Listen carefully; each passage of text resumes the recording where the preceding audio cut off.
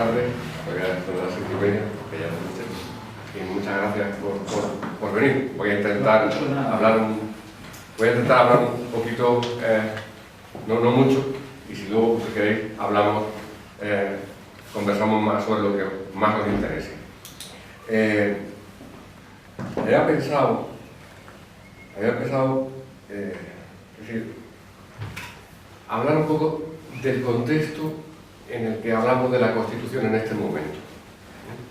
Y cuando hablamos de la Constitución en este momento, estamos hablando en un momento de revisión de la Constitución y de revisión del momento político en el que hicimos la Constitución. Hay un cierto revisionismo de la transición, una relectura de la transición. Nosotros nos sentíamos razonablemente orgullosos de la transición democrática. Y desde hace un tiempo se está haciendo, sobre todo desde posiciones que se dicen a sí mismas a la izquierda del PSOE, una relectura de lo que ocurrió, que se hace en términos, digamos, no tan optimistas y tan positivos como la que veníamos haciendo nosotros en los últimos 40 años, desde entonces. Entonces, ahora estamos pensando en la Constitución, siempre la habíamos pensado como algo extraordinariamente positivo, como en la dedicatoria que he puesto en el libro, ¿no? Que es como la llave de nuestras libertades, y ahora se quiere vender la Constitución como el candado de nuestras libertades. Entonces, ha pasado de la llave al candado. Y cuando la gente repasa el pasado, normalmente es porque quiere disputar no el pasado, sino el presente y el futuro. Cuestionar la transición ha sido una de las maneras de deslegitimar el sistema político actual. Yo, digamos, cuestiono de raíz y digo que, como aquello se hizo mal, todo se ha hecho mal y todo está mal. Ese es el relato en corto que han hecho, sobre todo, pues, la gente de Podemos y la gente de Izquierda Unida, la nueva gente de Izquierda Unida, que parece que han nacido de la nada, que han aparecido pues como las setas después de una noche de lluvia, y sin que tenga nada que ver con nada. Es una gente que no tiene pasado, que aparecen inmaculados, sin historia, sin ningún tipo de mancha y sin nada. Bueno, pues, y cuestionando el pasado.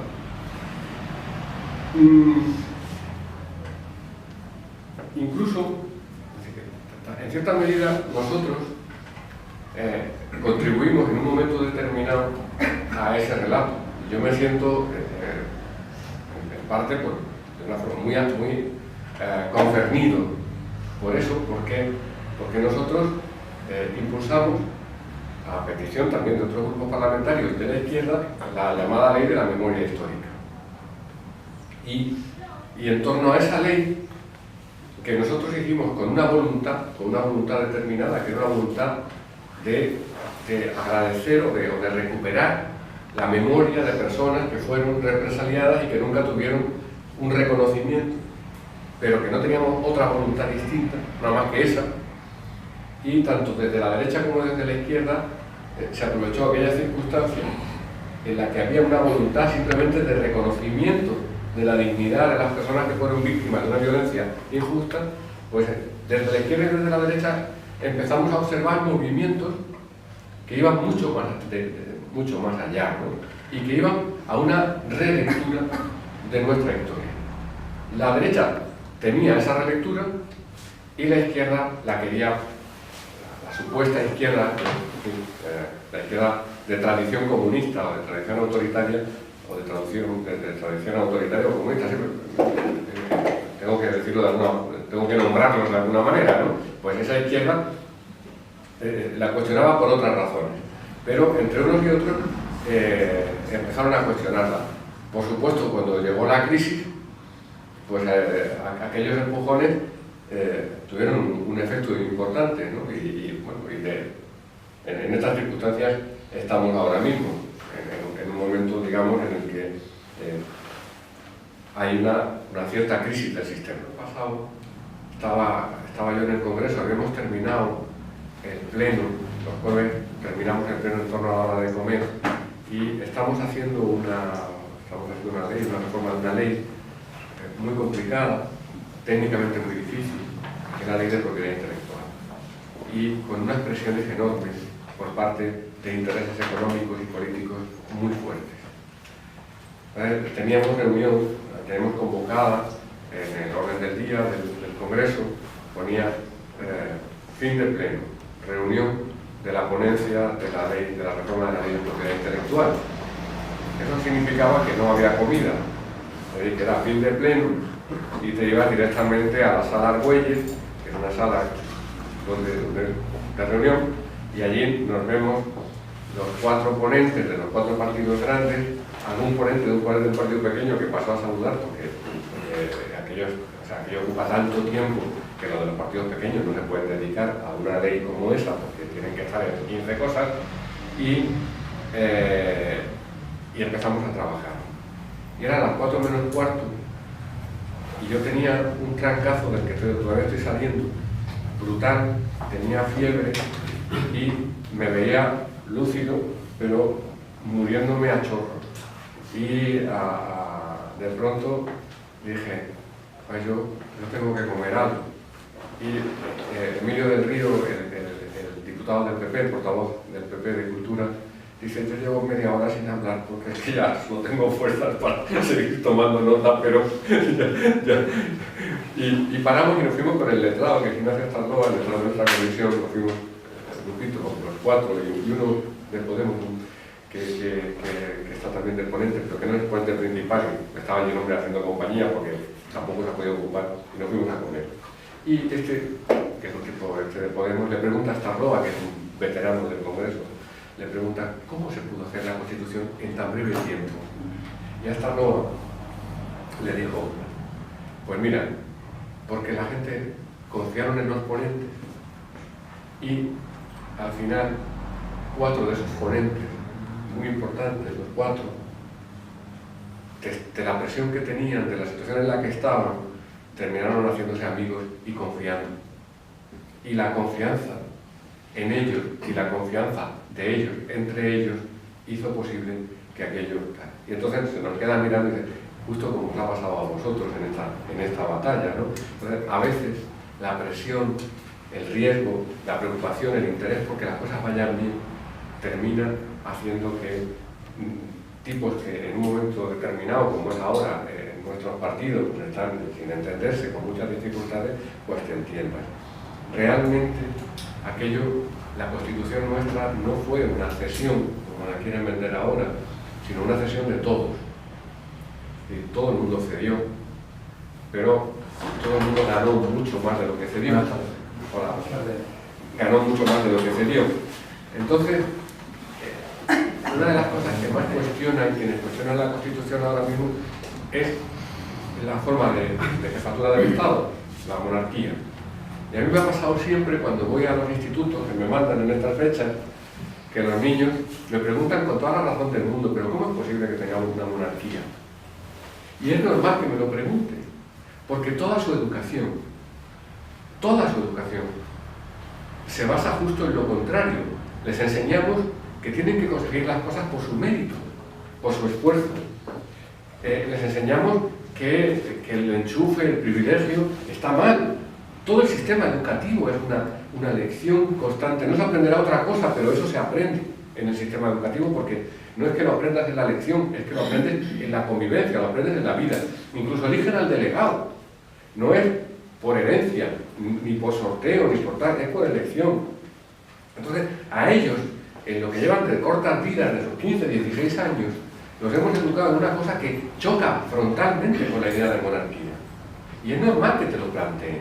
Y es normal que te digan, ¿y tú como socialista, cómo es posible que apoyara la monarquía?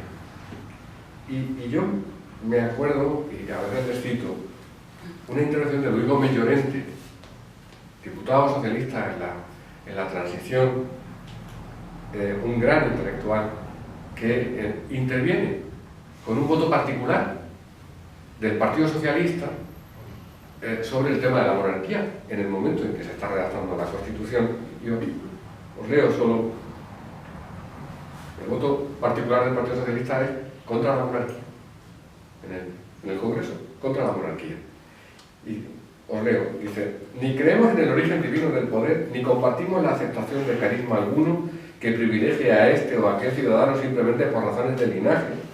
El principio dinástico, por sí solo, no hace acreedor para nosotros de poder a nadie sobre los demás ciudadanos.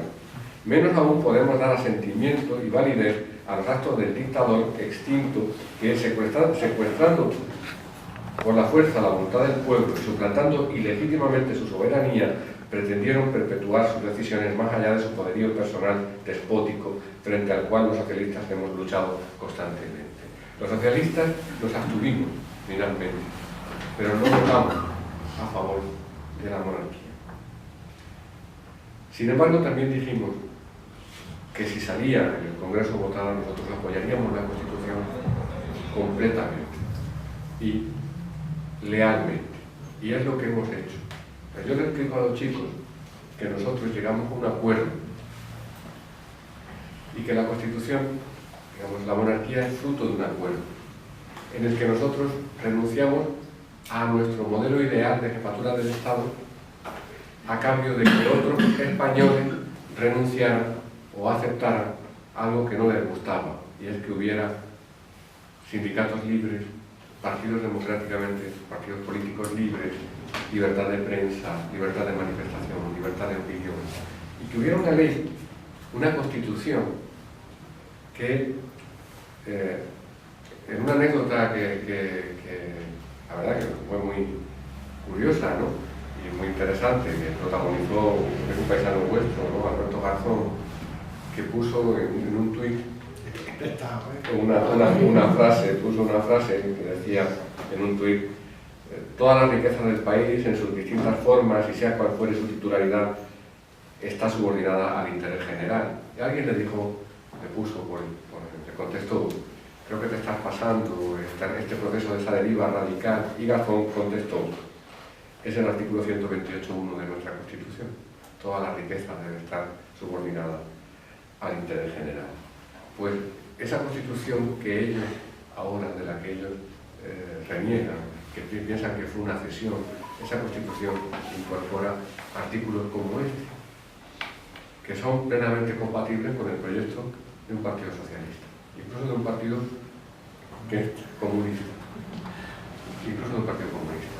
Entonces, nuestra Constitución es una buena Constitución. En aquel momento que hago cuando pienso en todo esto y cuando escucho a todo el mundo, ¿no? La reflexión es que no se puede poner el carro delante de los bueyes. ¿Sí? Primero tendremos que encontrar un acuerdo, un consenso, un entendimiento, no sé cómo lo podéis llamar, un pacto. ¿Sí? Esa voluntad, la voluntad de entendernos, de pactar, de pacificar la vida política de nuestro país. Primero tenemos que encontrar eso. Y una vez que hayamos encontrado la voluntad de pacificarla, de entendernos, sentarnos y hacerlo.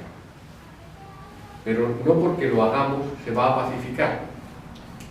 No porque hagamos una reforma constitucional, Torra, Puigdemont y demás van a desistir de sus planteamientos.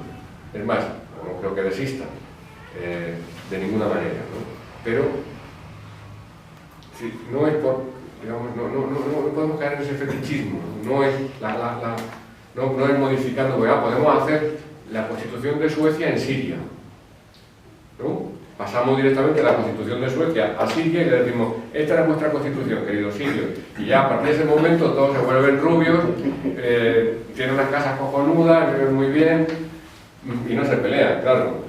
Pues no.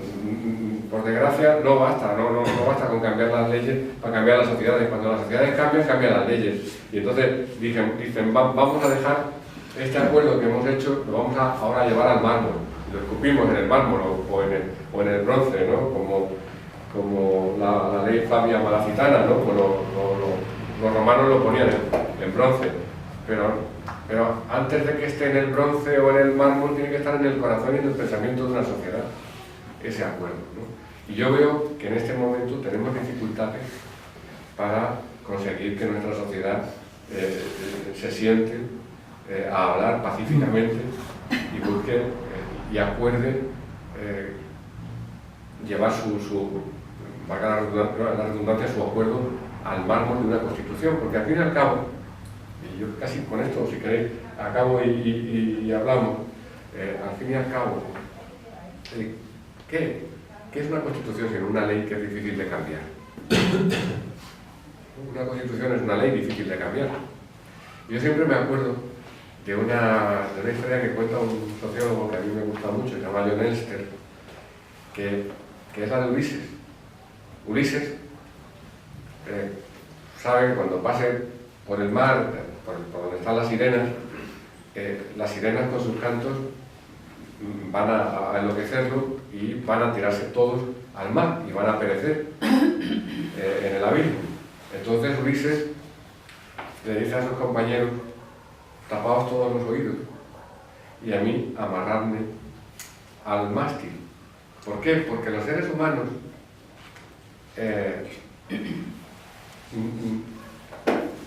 no somos muy listos, pero lo sabemos.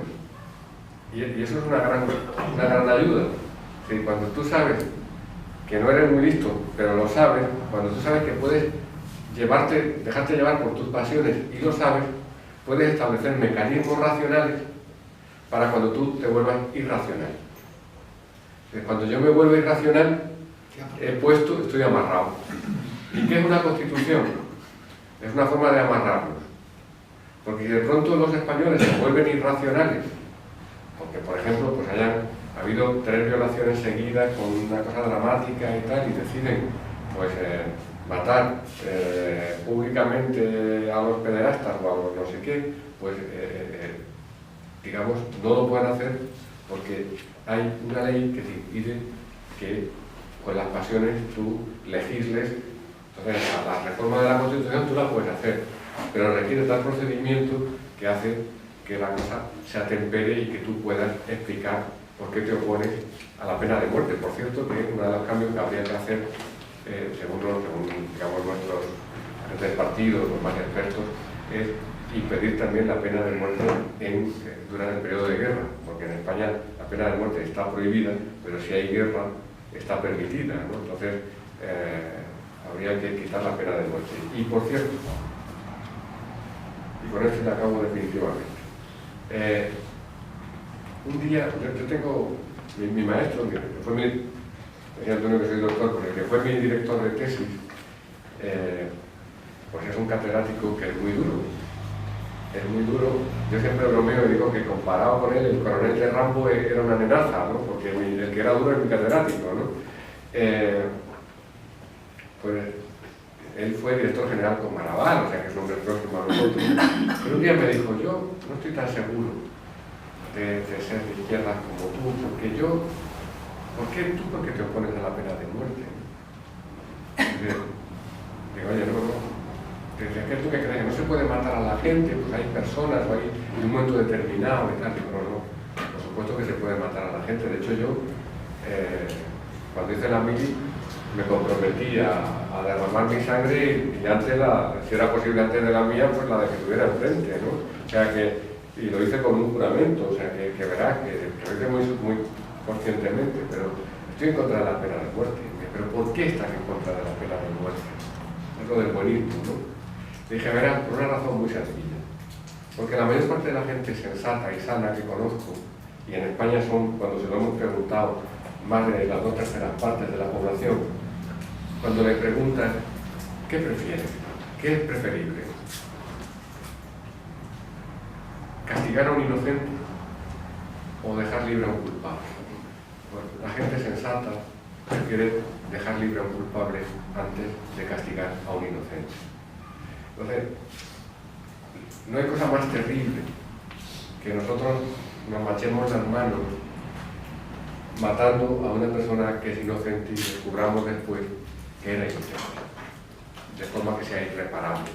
Bueno, si no has dejado vivo al culpable, pues ya lo vigilarás, tendrás cuidado, tendrás otros mecanismos, pero al inocente, si lo has matado ya no lo puedes recuperar. Y la única forma de no equivocarte nunca, no es que lo pillaron, lo vieron, tenían las cámaras, todo el mundo tal, la única forma de no equivocarte nunca es impidiendo que se le haga a nadie. Entonces, si no se mata a nadie, nunca me podré equivocar, por muy seguro que estuviera, porque luego se demostró que las cámaras no eran, que no sé qué y que tal. Entonces, la única forma de estar seguro es esa. ¿Qué significa eso? Que para estar seguro de que nunca haré algo tan cruel como matar a una persona inocente, tengo que pagar un precio, que es dejar vivo alguna vez a algún culpable. Todo cuesta, todo cuesta. Estamos en una sociedad donde mucha gente piensa que todo es fácil y todo es gratis. No.